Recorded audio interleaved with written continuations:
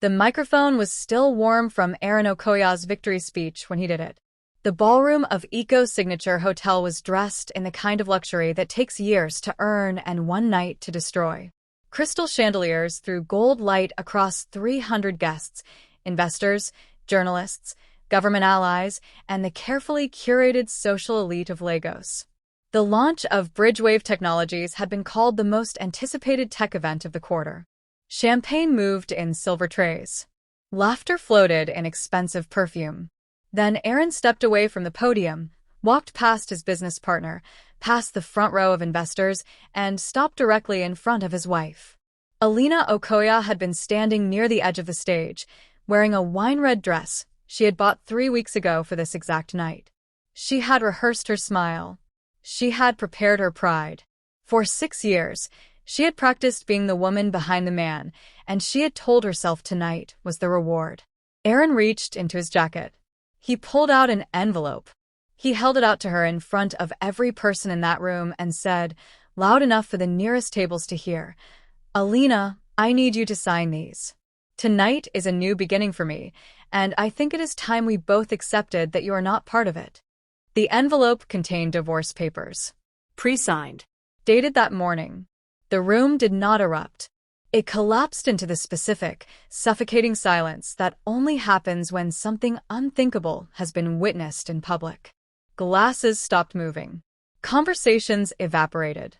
A journalist near the back slowly lowered his phone, then raised it again. Nyla stepped forward from behind Aaron and rested one hand on his arm with the comfortable ease of a woman who had rehearsed this moment privately, many times. Alina looked at the envelope. She looked at her husband. She looked at Nyla. She did not cry. She did not speak. She set the envelope down on the nearest table, smoothed the front of her dress with both hands, and walked towards the exit with the measured, deliberate steps of a woman who had already decided something. In the VIP section, third table from the front, a gray-haired man in an abaya the color of midnight watched his daughter walk out of that ballroom. He had not moved. He had not spoken. Counselor Dennis Adeyemi simply reached for his phone, scrolled to a name, and pressed call.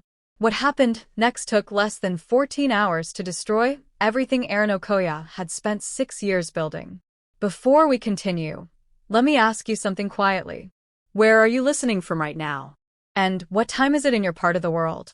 Some of us are hearing this story under the hot afternoon sun. Some in the calm of the night, when thoughts are heavy and hearts are open. Different places, one story, one lesson. If stories like this speak to your heart, please subscribe to the channel. Your like helps this story reach another soul. Your comment tells me you understand the lesson. And when you share, you may be saving someone from the same mistake. Now, let us continue. Aaron Okoya had not always been the kind of man who could stand in a 5-star ballroom and feel like he belonged there. He had grown up in Bogota, the third son of a civil servant father who wore the same 2 work shirts on rotation and believed, with the sincerity of a man who had no other options, that education was the only ladder worth climbing in this country. Aaron climbed it with both hands. He graduated from the University of Lagos with a second-class upper in computer science, added a postgraduate certificate in business technology from a reputable private institute in Abuja, and arrived at the edges of Lagos's corporate world carrying nothing but a well-formatted CV, a pressed shirt, and a hunger that made ordinary ambition look like contentment. He met Alina Danjuma at a tech incubator networking event in Victoria Island, 7 years before the night he handed her that envelope. She was 26. He was 29.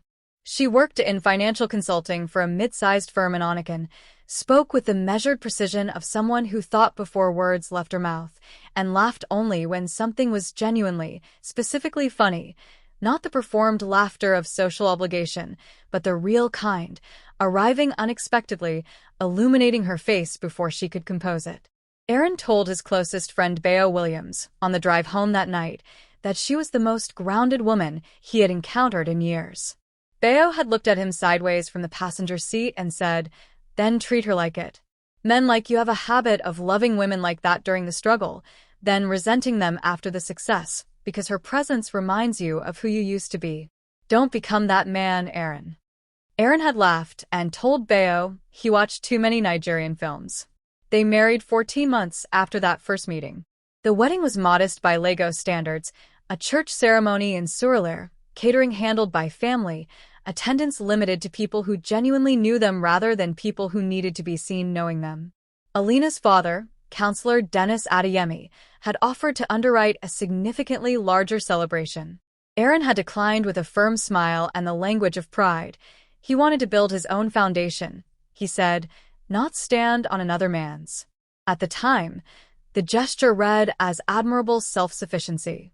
In hindsight, it was the first visible symptom of something that would quietly grow into something far more destructive, and deep, unexamined inability to acknowledge that other people's contributions had any rightful place in the story he was constructing about himself. The early years of the marriage carried a genuine tenderness that neither of them manufactured. Alina deposited her consulting income into their shared account without being asked and without making it a subject of conversation. When Aaron's first entrepreneurial venture, a logistics coordination app called Fastmover, hemorrhaged money for 8 months before collapsing entirely, it was Alina who sat with him at their dining table in their small Yaba flat, spread every piece of the financial wreckage across the surface, and rebuilt the budget line by careful line. She did not perform sympathy. She did not dramatize his failure or offer comfort designed to make herself feel useful. She simply helped him think past it, with the patient competence of someone who understood that a man's next idea matters more than his last wound. What Aaron absorbed from that season was the memory of her presence.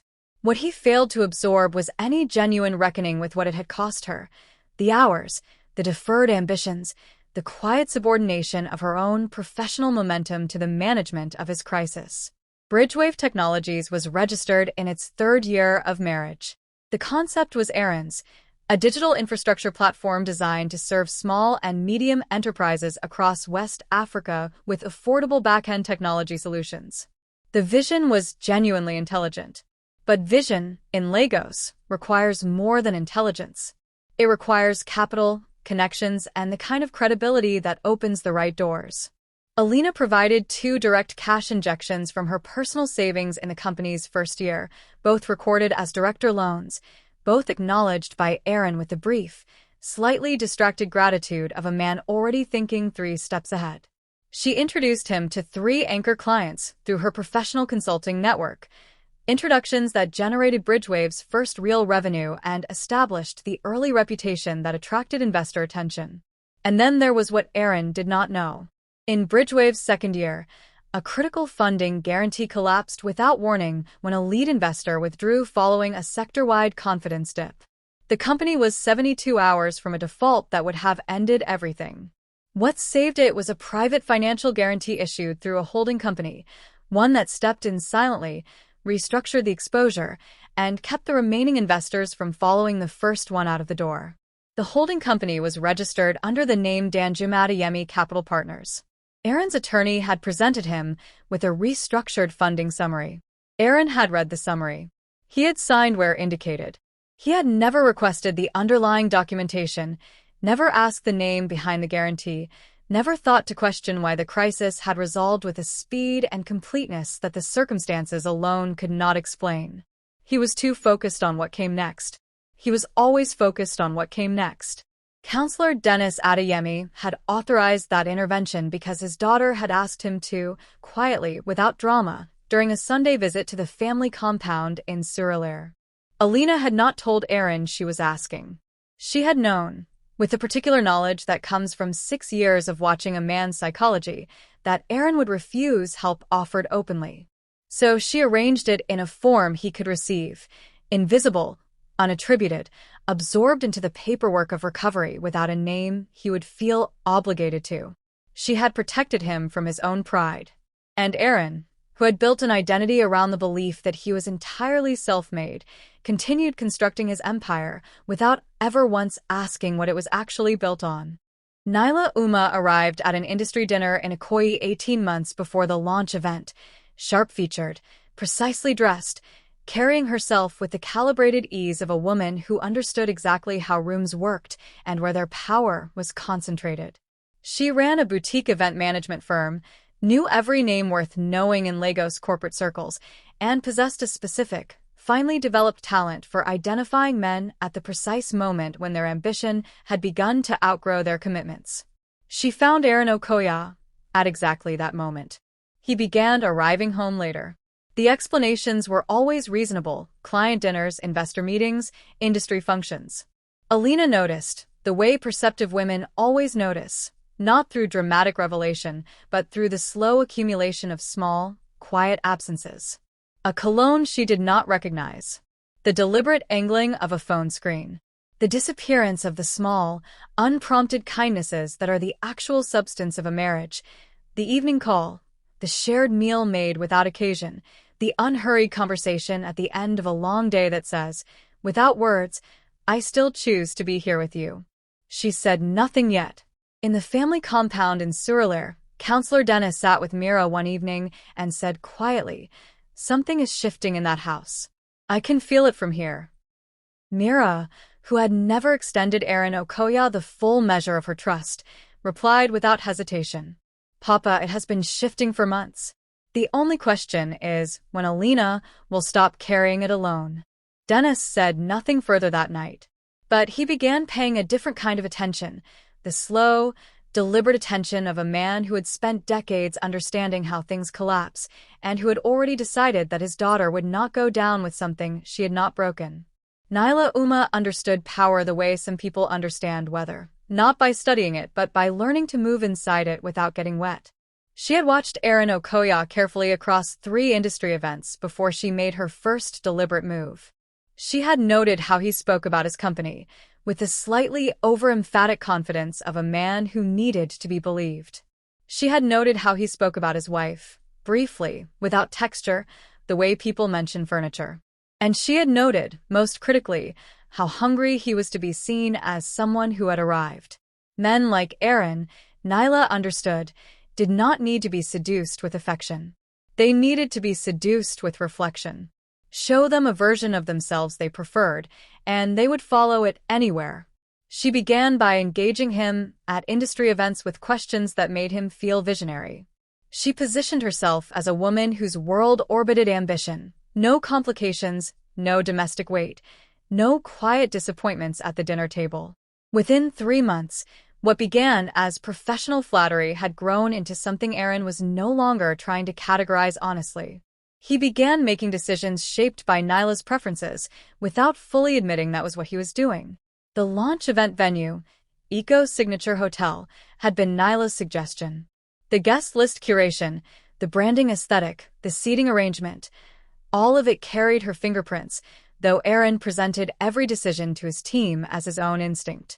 Bayo Williams sat in the Bridgewave office one afternoon and watched Aaron take a call, turning fully away from the desk, lowering his voice to something private and careful. When Aaron returned, Bayo said nothing. But his stomach turned with the particular nausea of a man who knows what he is watching and has not yet decided what to do about it. He said nothing that day. He said nothing the next week either. Bayo told himself it was not his marriage to manage. He told himself Aaron was a grown man. He told himself that speaking up would cost him both a friendship and a business partnership. Each justification was reasonable. Together, they assembled into a quiet betrayal of Alina that Bayo would spend a long time trying to forgive himself for.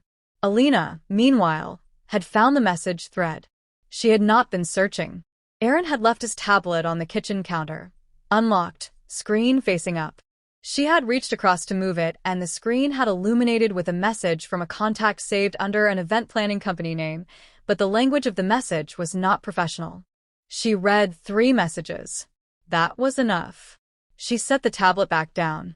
She finished making her tea. She sat at the kitchen table for 40 minutes in silence, and then she called her sister. Mira arrived within the hour. She sat across from Alina and listened to everything with the contained fury of a woman who had suspected this for longer than her sister had. When Alina finished speaking, Mira said, "Tell Papa." Alina shook her head. "Not yet. Papa will move too fast. I need to understand what I am dealing with before anyone else does." Alina. Mira. Please. Mira pressed her lips together and agreed, though every instinct she possessed was pulling in the opposite direction. What Alina spent the following weeks doing was not crying or confronting or collapsing. She was auditing. Quietly, methodically, with the precision of a financial consultant who understood exactly how to follow a paper trail, she began mapping the full architecture of Bridgewave Technologies, its funding history, its shareholding structure, its contractual dependencies. She requested documents from her father's office under a professional pretext, and when Counselor Dennis saw what his daughter was asking for, he understood everything without being told a single detail. He called her one evening. "Alina. Papa. Are you safe?" A pause. "I am not broken. That is different from safe." He was quiet for a moment. Then, "Tell me what you need me to do, and when." "Not yet," she said again. "But soon." The launch event was 3 weeks away. Aaron was absorbed entirely in its preparation, the venue, the press invitations, the investor showcase. He barely registered Alina's presence in the house. She had become background to him, the way walls become background. Reliable, unremarkable, forgettable. He had no idea that the woman he had stopped seeing was watching everything, and that the man whose money held his company together was waiting for one signal. The evening of the Bridgewave Technologies launch arrived dressed in its best clothes.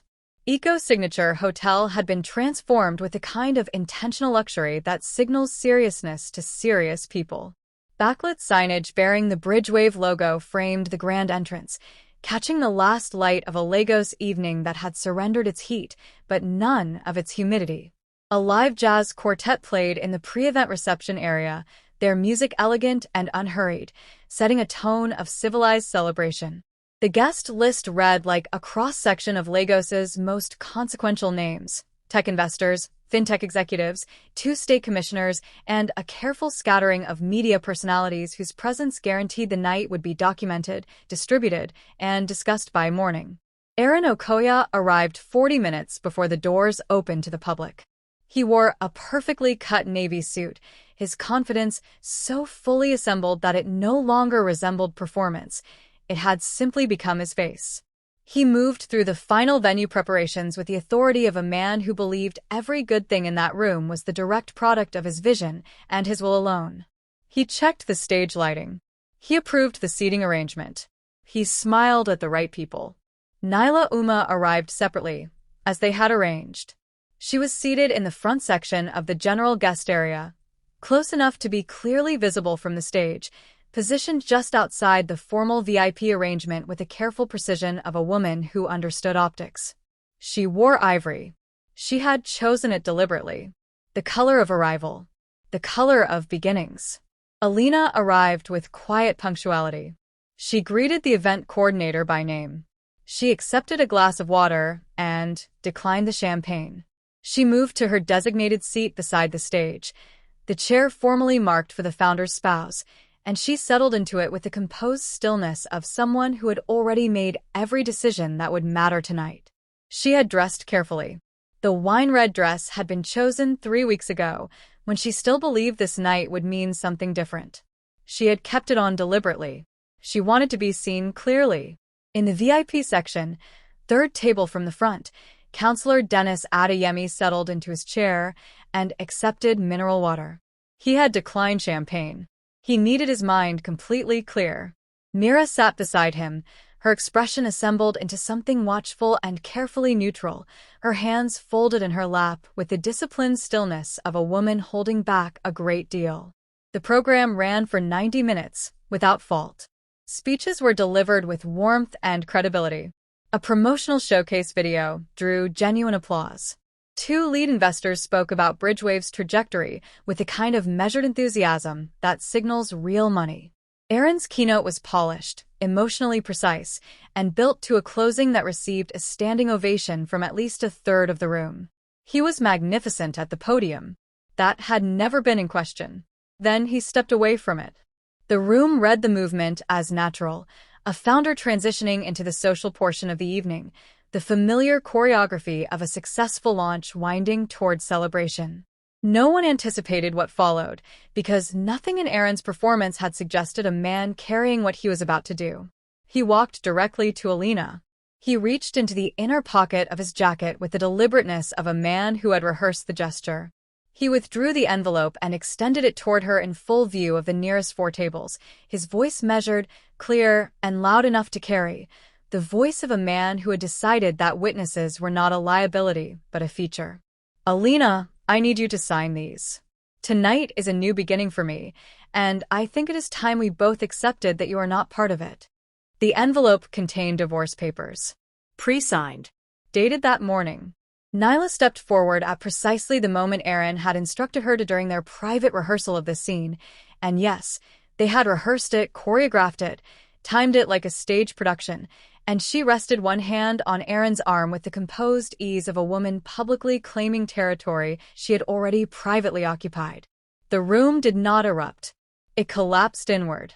The specific, suffocating silence that descends only when something unthinkable is witnessed in a room full of people who cannot pretend they did not see it. Champagne glasses stopped midair. Conversations dissolved. A journalist near the back wall lowered his phone slowly, registered what was happening, and raised it again, this time recording. Alina looked at the envelope. She looked at Aaron. She looked at Nyla, not with hatred, not with the trembling fury the room may have expected, but with the brief, impersonal attention one gives to weather. Observable. Already moving past. Then she set the envelope on the table beside her, without touching its contents. She smoothed the front of her wine-red dress with both hands, a gesture so quiet and deliberate it silenced the room further. And she walked toward the exit with measured, unhurried steps. Not fleeing. Not collapsing. Walking with the specific dignity of a woman who had already decided, long before tonight, exactly who she was. She did not look back. 300 people watched the door settle closed behind her, and the discomfort that remained was the particular kind that comes from witnessing a cruelty dressed as ceremony, performed in public, by a man who had confused an audience for permission. Aaron returned to the podium. He raised his glass. He smiled his polished smile and thanked his guests with the ease of a man who believed the most difficult part of his new life was now cleanly behind him. In the VIP section, Counselor Dennis Adeyemi had not moved from his chair. His face had not changed. He watched the exit door settle closed behind his daughter, and then he reached for his phone with the unhurried calm of a man who had been waiting for a signal he always knew was coming. He scrolled to his financial attorney's name. He pressed call. When the attorney answered, Dennis spoke only 2 sentences. Then he ended the call, set his phone face down on the table, and accepted a fresh glass of mineral water from a passing server. Myra's hand found his arm. He patted it once, gently, and said nothing. By 2 a.m., the 11 seconds of footage captured near the back wall had been forwarded to 6 people. By morning, it had found its shape across every platform that Lagos used to conduct its public judgments, and Lagos, when it decided to judge, judged without mercy and without haste. Aaron Okoya did not sleep that night, but not from guilt. He was celebrating with Nyla in a suite 2 floors above the ballroom, completely certain that the hardest thing he would ever have to do was now done. He had never been more catastrophically wrong about anything in his life. Aaron's phone began ringing at 6:47 a.m. He was still in the hotel suite, lying on top of the covers in his dress shirt from the night before, Nyla asleep beside him. He had not planned to sleep. Sleep had simply taken him somewhere around 3 a.m., after the celebrating had quieted and the champagne had done its work. He silenced the first call without looking at the screen. He silenced the second. The third made him sit up. The fourth made him check the caller identity. It was the company's bank relationship manager. He pressed answer and pressed the phone to his ear, and what the woman on the other end delivered, in the careful, neutrally toned voice of a professional carrying bad news across a desk she did not build, dismantled the morning before it had properly begun. The primary investment guarantee attached to Bridgewave Technologies had been formally withdrawn as of 6 a.m. 2 linked credit facilities had been suspended pending structural review. Formal correspondence was already in transit. Aaron ended the call before she finished her final sentence. He sat on the edge of the bed and stared at the carpet. He told himself it was clerical. A miscommunication between departments, The kind of administrative confusion that resolves itself by noon with a single follow-up call. He opened his laptop and pulled up the company's financial dashboard, and the numbers he found there told him immediately, and without compassion, that this was not a miscommunication. The figures were wrong in the foundational way, not an error in a single column, but the kind of wrongness that happens when something structural has been quietly removed from beneath a building that appeared solid from the outside. He called Bayo Williams. Bayo answered on the second ring. His voice had the texture of a man who had not slept, not from celebration but from something heavier, the sleeplessness of someone who spent the night sitting with a decision. Bayo, the accounts. I know, Bayo said. What do you mean you know? Talk to me. What is happening? The pause that followed lasted long enough to communicate that what came next had been prepared. Aaron, I need to tell you something I should have said a long time ago. I am going to say all of it now, and I need you to listen without interrupting me. What Bayo said in the following minutes was a confession assembled from 18 months of witness silence. He described what he had seen growing between Aaron and Nyla, the gradual erasure of Alina from conversations, decisions, and the social fabric of Aaron's professional life. He described the evening 4 months earlier when he had overheard a call that removed every remaining ambiguity about what Aaron and Nyla had become to each other. He described choosing, repeatedly and deliberately, to say nothing, protecting his own comfort and his position in the company over his honesty to both his friend and to Alina. He said all of it plainly, without softening the edges of his own complicity. I was a coward, Bayo said when he had finished. I am telling you now because it is too late for it to change anything, and I think that is the right punishment for waiting this long. Aaron was not in a position to process apologies. The guarantee, Bayo. The investment guarantee that saved us in year 2. Where did it actually come from? The full documentation, not the summary. Another silence. Longer and more significant than the first. Aaron, did you never read the original incorporation documents? The full versions, not the attorney summaries. I reviewed what was put in front of me. What was put in front of you was edited for your comfort, Bayo said carefully. The anchor financial guarantee that held Bridgewave together in year 2, the one that kept the investors from walking, it came from a private holding company. The holding company is registered under the name Danjuma Capital Partners. The name entered Aaron's chest like cold water poured directly into his lungs. That is Alina's father, he said. His voice had dropped to almost nothing. It has always been Alina's father, Bayo replied. From the beginning.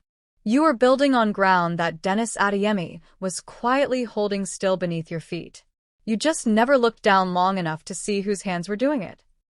Aaron sat with the phone against his ear for a long time after Bayo stopped speaking. The hotel suite around him, expensive, carefully chosen, paid for from accounts now frozen, felt suddenly like a stage set with the lights cut. All the surfaces remained. The substance was gone.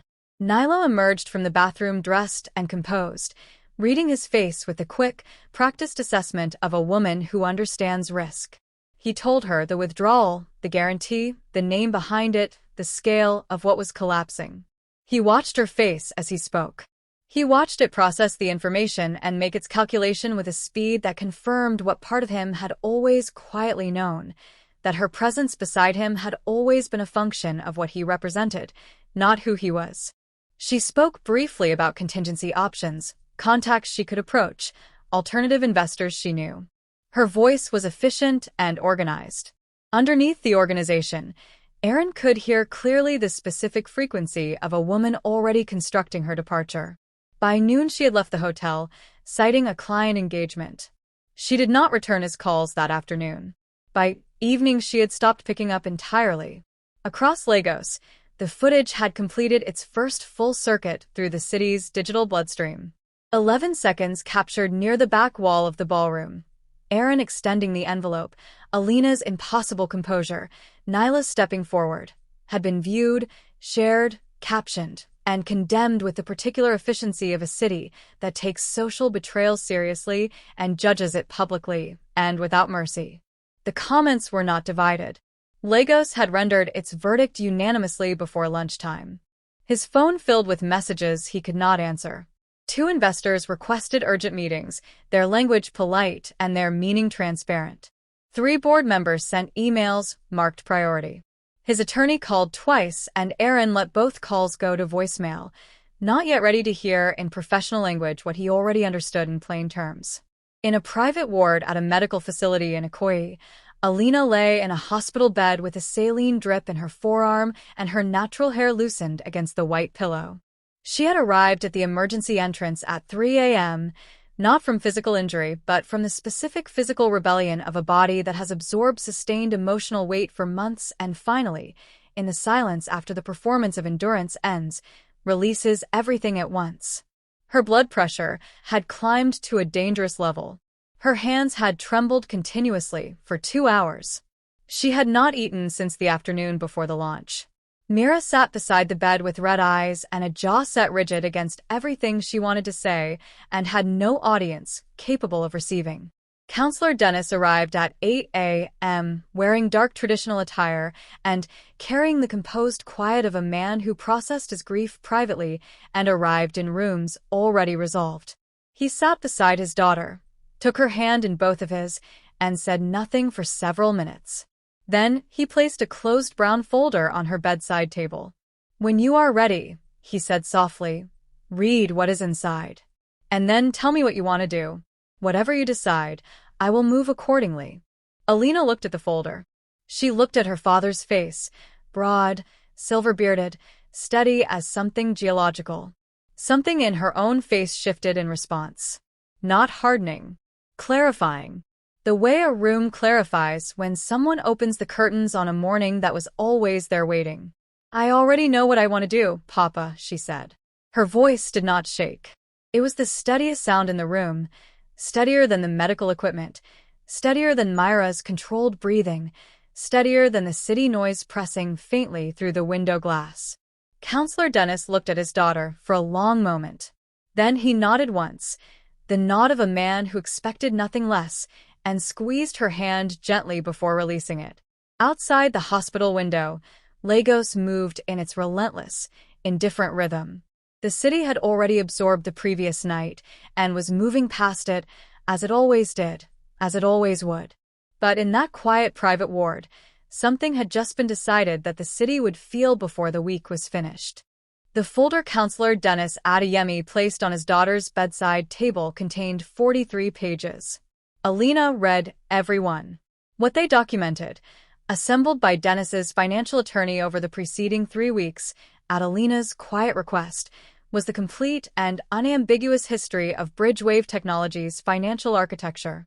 Funding rounds, guarantee instruments, silent partnership agreements, directional shareholding clauses built into the original incorporation documents. Documents that Aaron Okoya had signed years ago without reading with the attention they required, trusting summaries prepared by an attorney who worked within the boundaries of what he was shown. At the center of it all was a single clause, inserted at incorporation by Counselor Dennis's legal team and approved by every founding signatory, including Aaron, a silent partner reclamation provision, activated automatically upon verified breach of foundational partner obligations, which had been defined, in careful legal language, to include reputational harm to the holding entity and its associated interests. Publicly humiliating the daughter of the holding entity's principal, on camera, in front of 300 witnesses, with footage now circulating across Lagos, satisfied that definition in a manner no attorney could contest. The withdrawal of the financial guarantee had already triggered the clause. What remained was its formal execution. From her hospital bed, Alina signed 3 documents her father's attorney brought to her. She signed them without theater, without visible emotion, with the signature of a woman who understood exactly what she was writing her name on. She transferred her own shareholding, the portion she had held since year 1, which Aaron had always acknowledged but never truly reckoned with, to a new entity registered in her name alone. Combined with the reclaimed stake from Danjuma Adeyemi Capital Partners, her consolidated ownership crossed the threshold required for operational control. Bridgewave Technologies no longer belonged to Aaron Okoya. It had never fully belonged to him. He had simply been allowed to lead it because the people who actually held it had believed in what he could become. That belief had expired in a hotel ballroom at approximately 9:47 p.m. when he handed his wife an envelope and called it a new beginning. Aaron received the formal legal documentation on a Thursday morning, delivered to the Bridgewave office by courier. He read it twice. Then he called his attorney, who read it and was quiet for a long time before saying, "Aaron, this clause has been valid since incorporation. I don't know why it wasn't flagged in your initial review, but I cannot tell you we have grounds to contest it. The events of Saturday evening are documented. The footage is public." "I'm sorry." He called Bayo next. Bayo answered, listened, and said, "I am sorry, Aaron. I truly am. But I cannot say this is unjust." He tried to reach Nyla. She did not pick up. She did not return his messages. 3 days later, he heard through mutual acquaintances that she had flown to Abuja for a client engagement. The engagement was indefinite. Aaron Okoya spent 4 days in his Lekki apartment, alone, in the specific silence of a man who has achieved the destruction of every good thing in his life and must now sit inside the result. The company was gone. The investors had quietly realigned. The social standing he had worked a decade to construct had been publicly, permanently stained, not by Alina, not by Dennis, but by his own footage, circulating endlessly, narrating his character to anyone who watched. Mira came to Alina's hospital room on the 5th day after the launch, sat beside her sister's bed, and held her hand without speaking for a long while. Then she said, "He called Papa." Alina looked at her. "What did Papa say?" He listened. And then he said, "The consequences of your choices are not something I constructed, Aaron. They are something you designed. I simply signed my name to what you had already built." Alina was quiet for a moment. "Is he broken?" she asked, and the question contained no satisfaction. Only the tiredness of a woman who had loved someone genuinely and found the debris of it spread across her life. "Yes," Mira said. "But Pop also said something else." "What?" He said, "A man who breaks his wife in public has already been broken inside for a long time. We are not watching his punishment. We are watching his revelation." Alina closed her eyes. Outside the hospital window, Lagos moved in its usual relentless rhythm. Traffic, noise, commerce, life pressing forward, without apology. The city did not stop for private disasters. It never had. It simply absorbed them, the way large bodies of water absorb stones, the surface disturbed briefly, then continuing, the stone resting at the bottom where the light does not reach. Alina Okoya was discharged 8 days after the launch. She did not return to the house in Lekki. She went to her father's compound in Surulere, into the room she had grown up in, and she slept for 11 hours. When she woke, she called her attorney. And here is where the narrator pauses and speaks directly to you. Aaron Okoya did not lose his company because of a legal clause. He lost it because of a fundamental misunderstanding about what power actually is. He believed power was the name on the podium, the suit that fit perfectly, the room full of people applauding. He never understood that real power, the quiet kind, lives in the people who love you enough to hold things together while you grow, and who love themselves enough to stop when you forget to be grateful. He mistook Alina's silence for weakness. He mistook Dennis's invisibility for irrelevance. He mistook Nyla's admiration for loyalty. He was wrong about all three, and the cost of being wrong about those three things at the same time, in the same season, was everything. There is a particular kind of man who only learns the value of what he had by standing in the empty space it left behind. Aaron became that man. Whether he became anything better after, the story does not tell us. Because the story is not about his redemption. It is about Alina walking out of that ballroom in a wine-red dress, not because she had nowhere to go, but because she finally understood that she deserved somewhere better. Some exits are not defeats. Some exits are the beginning of the only justice that matters, the kind that does not require a courtroom, or a crowd, or a verdict. Only the truth. And time. Thank you for staying with me to the end. Comment your thoughts on the betrayal, and tell me where you are watching from. Don't forget to like, subscribe, and turn on notifications for more gripping stories like this. What do you think happens next? Comment below.